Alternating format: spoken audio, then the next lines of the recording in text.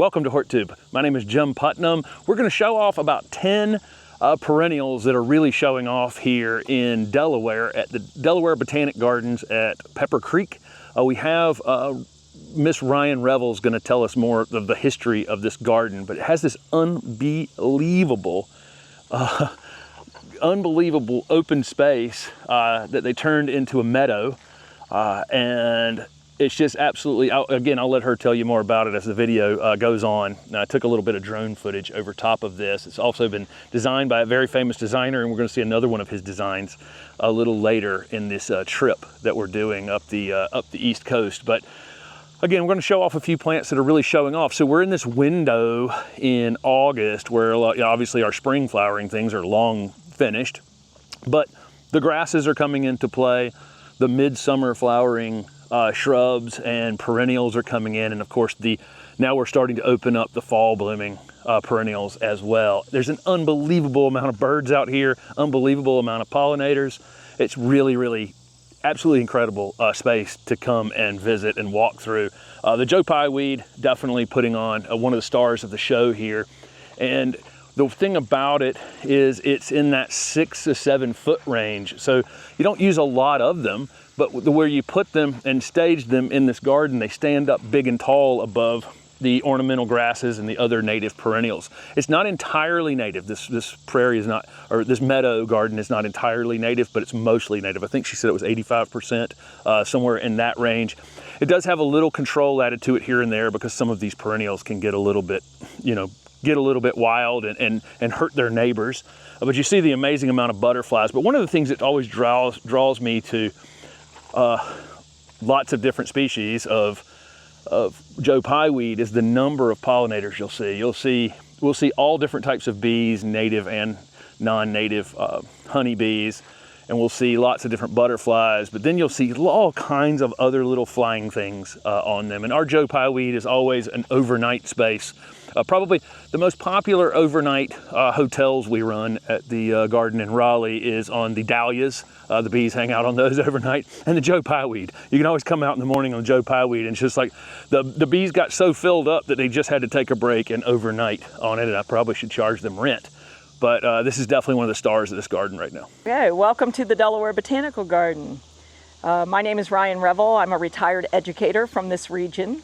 I didn't grow up in this region, but I relocated here 44 years ago. And this garden is a huge addition to what you can do in Sussex County, Delaware. So what you're looking at is the Oudolf Meadow. Pete is a world-renowned garden designer and plantsman from the Netherlands. We were extremely lucky to get him to come and design this meadow. It's a little over 2 acres. There are well over 100,000 herbaceous perennials in the garden, but only about 95 different kinds. In addition to the perennials, we do have spring flowering bulbs in the meadow, but you're not going to see any of those today. As we meander through the meadow, there are some elevated regions in the meadow that really help you get a better sense of his design work, because from above you can really see how these 95 different plants work together to create a really interesting matrix that he is world-renowned for. There's lots of spots out here in the garden where they've used grasses and grass-like plants. There's a lot of carex used, and then actual grasses. And there's little blue stem. There's probably some big blue stem out here as well, but the little blue stem, it just looks amazing. It has that little bit of purple coloration in it, then the blue foliage, and it's just such a bright point. Sometimes it's planted on a corner like this at one of the turns in the maze of paths that make up this meadow. And then sometimes it's further to the inside if there's some lower things planted in front of it. It's such a strange thing. This is like one of the great native plants of North America, and it's like we've just discovered it in gardens. And so more and more, as people have seen it in native gardens, they've then used it. And we've got a couple of hillsides in our neighborhood where houses have been built on rather tough lots, so that they have a lot of bank or slope coming down, and the blue stem's been used to hold the bank in place as opposed to junipers or all the other choices that people generally make for this. But that blue stem looks beautiful, mass planted on a bank as you're walking down the street that it's on. There's some rattlesnake master behind it. There are several different species of rattlesnake master. I think this is Yuccifolium. I can see it actually is. It's a bit of a thorny beast down at the bottom. But you want to talk about pollinators. I can see a moth on there. I can see a wasp on there.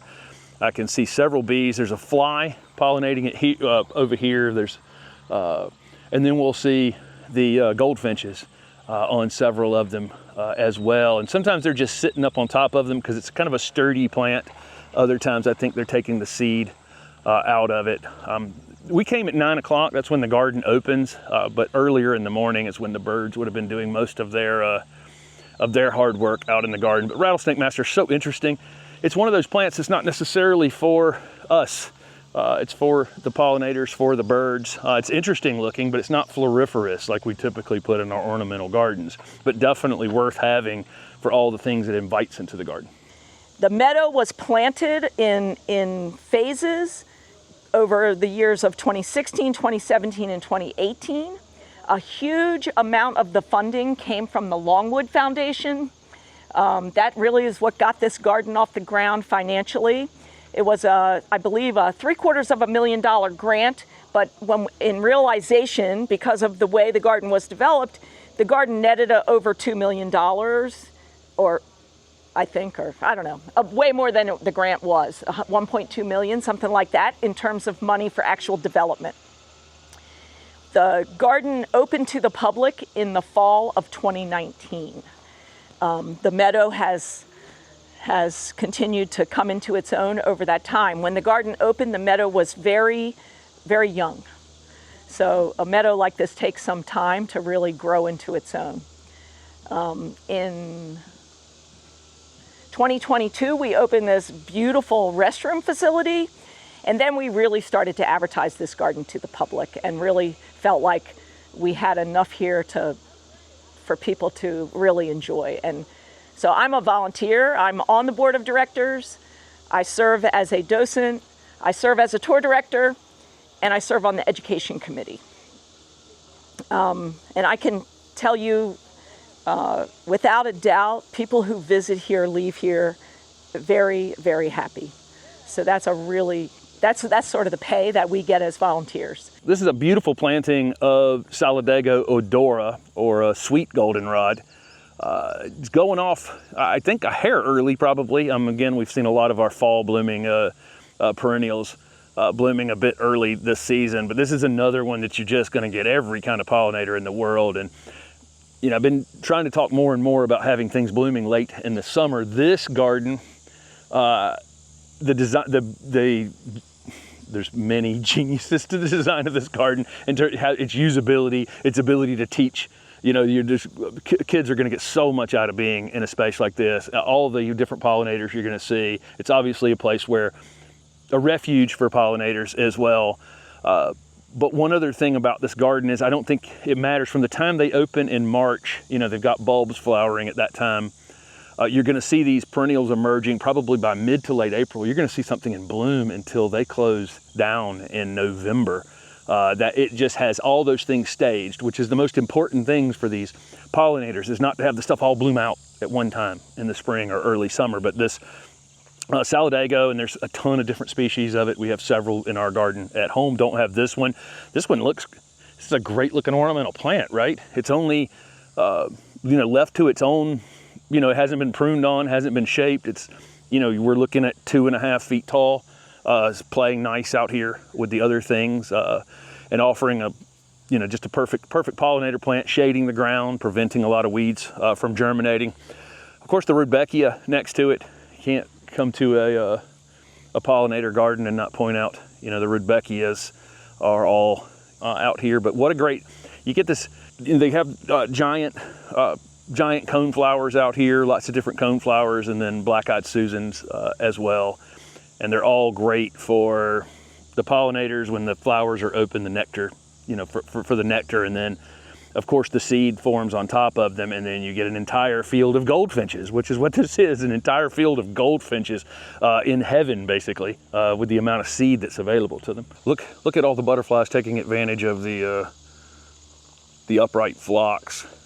Their upright phlox are planted in the right spot. I mean, typically when we see upright phlox in their native areas, especially up in the North Carolina mountains, we typically see them in the understory and not out in the really, really hot, dry areas of our gardens where we typically put them. But a little further back into this wooded area, they all look fantastic. Virtually no mildew on them, and you can see the butterflies go absolutely crazy for them. Vernonia is another great one, and this is another good one that we should probably have in our garden back in Raleigh, because it's always upright and tall, and we can definitely use things that are upright and tall and not low and wide, just to give us some height in the garden and also just invite pollinators in without taking up a big footprint. There are a lot of different species of Vernonia as well, but this it's really still showing off here. And again, it's a great source for very unusual pollinators that you'll see on these outside of just the normal butterflies and bees, which are all great, of course, but we see unusual beetles and things on these as well. We open our gates the weekend after St. Patrick's Day in March. Obviously, the perennials are still sleeping at that time, but we have a few 100,000 bulbs planted in the meadow to bring color, early spring color to the meadow. And the bulbs bloom sort of in succession over about 6 or 8 weeks. And then as that is happening, the perennials are coming to life. And then when the bulbs fade, the perennials are really in lush and beautiful. We close the garden the weekend before Thanksgiving in November. Hi, Ray. And then we leave the garden. The garden goes to seed.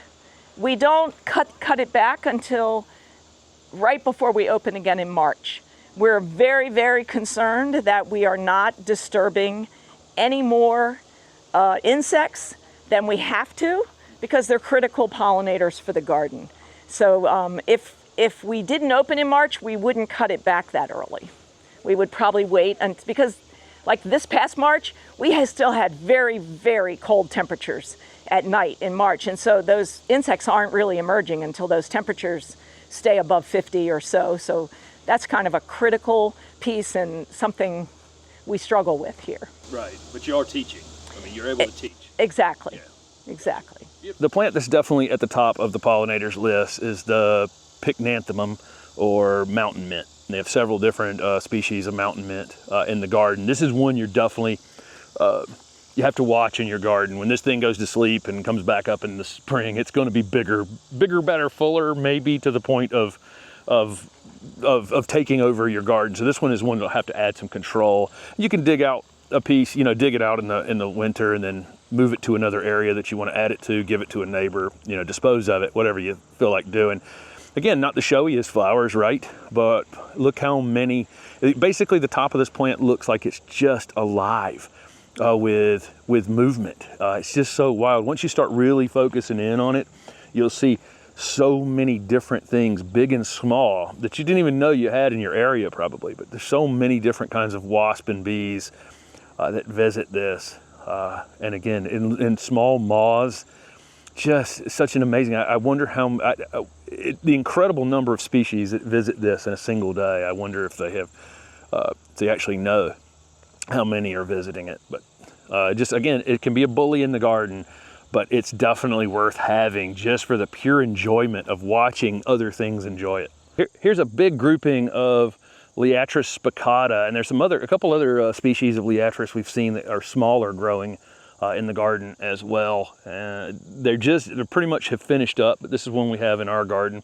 You can buy these at Home Depot in January in a small box and plant them, and it'll take a couple of years to get them where they're doing this. Our rabbits eat the foliage down to the ground the first year, and then the second year they tend to take off. But again, this one's just readily available out there. It's such an easy native pollinator plant. You get the flowers that just kind of start at one end and make their way to the other, and then the seed forms, and the birds, I'm sure, out here in the morning are just absolutely tearing this up. But Liatris also is a really, again, another one of those upright pieces that you can have in the garden. You can have other carexes, other grasses around them, other smaller growing things surrounding them. It just gives you the height. So if you look out across this, one of the interesting things is in these groupings, large groupings of plants, they're all different heights, different textures, different flower colors, different, all kinds of differences.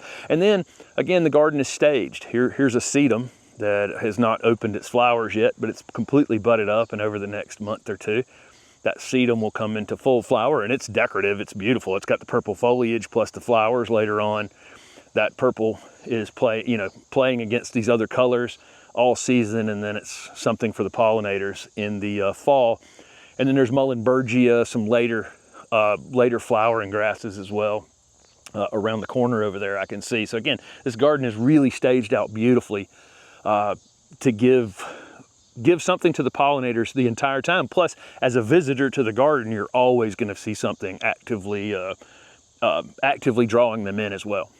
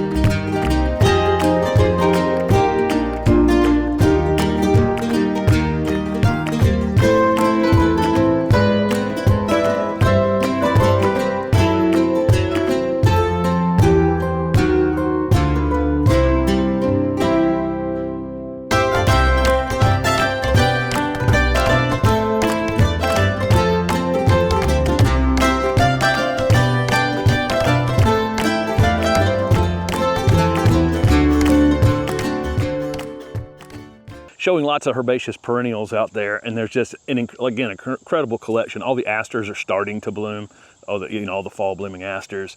There's big, beautiful Amsonia out there that would have bloomed much earlier in the season, but the plants just look incredible. The texture out there from the Amsonia after they have finished blooming is amazing.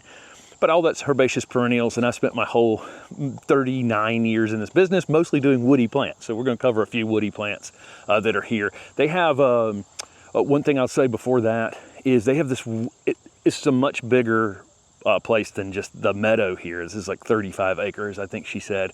There's a woodland trail that goes through here, and there's some incredible art back there. Folks have made from various pieces of wood that have fallen here or other places and turned them into just amazing little art pieces, places to stop down there and have a conversation and teaching moments. And then it's along the river down at the bottom. It's just absolutely stunning. Just and it cools off. You're standing out here in the middle of this field, maybe on a hot summer day, and you immediately turn down into those wooded paths, and it just drops 15 degrees. It's really, really nice down there. So let's cover a few shrubs before I wrap up this video. There are Fothergilla, several different varieties of Fothergilla. Obviously, this one is one that was a selection called Blue Shadow that's been out for a few years. Our normal Fothergilla has a bit of a blue hue to it. And there are like 4 species of Fothergilla in the southeast United States. They're in that witch hazel family, so they get this fluffy little bottle brush looking flower cluster in the early spring, before it has leaves actually, that are very fragrant, and then it leaves out. And again, you can get ones that are blue, this blue, or just, there's some that are more vigorous, some that have been selected for more compact habits, but just great ornamental plants, and let's not leave out the fact that it is a true 4-season plant, and in the fall color's absolutely amazing on Fothergilla. To the left of that are some winterberry hollies, and they have a lot of winterberry hollies now. And we see in tons of restoration projects and projects all over that winterberry hollies are at the top of everyone's list for selecting for taking seasonally wet conditions. And we'll see a few more of them in just a minute that are in a low area, that's a sunken area in the parking lot, because they can take seasonally wet, or they can be planted on the side of the interstate like they are in Raleigh on slopes like this in the driest places in the world, and perform beautifully. Of course, if you're getting winterberry hollies, you're going to need male and female hollies, so you need to make sure you're picking that in order to get that kind of fruit set that they have. One other shrub that I'd mention here before we go over to the parking lot area, here's an Itea virginiana, which is a Virginia sweet spire, native throughout the Southeast. And generally speaking, when Steph and I have ever seen this in the wild, it's growing in the water.